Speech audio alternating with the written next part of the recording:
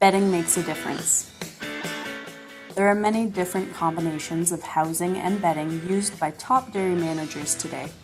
When trimming hooves, it is important to tailor the trimming technique to the specific barn type and kind of bedding used.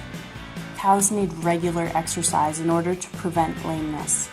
Exercise comes from walking in loose housing and freestall alleys or going out to an exercise yard for several hours in the day.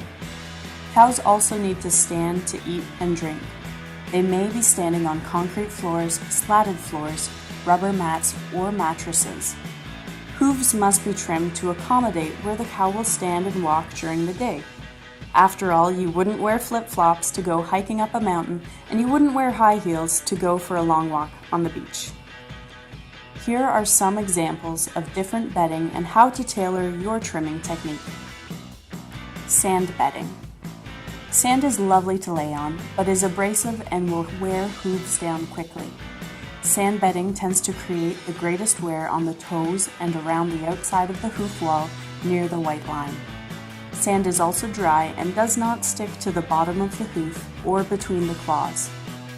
For cows on sand bedding, it is important to spend time trimming the sole of the hoof until the toe touches the floor. For compost pack. Compost packs are growing in popularity and provide a comfortable loose housing option. As the bedding material composts, heat is generated.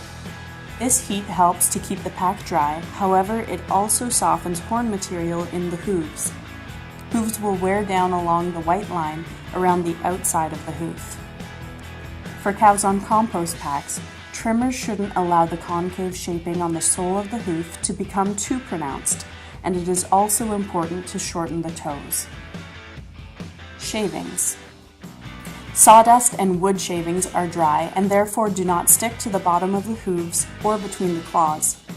Cows standing and walking on shavings will wear their hooves along the white line and around the outside of the hoof. If the bedding is allowed to become too wet, it will also soften the hooves. For cows on wood shavings and sawdust, it is important to focus on the concave shaping of the sole and ensure that the toes are not left too long. Straw. Straw is perhaps one of the most commonly used bedding materials in Canada. It composts well and is readily available on many farms. Straw bedding can become damp, and this reduces the hardness of the hoof. Straw will also stick to the bottom of the hooves and between the claws.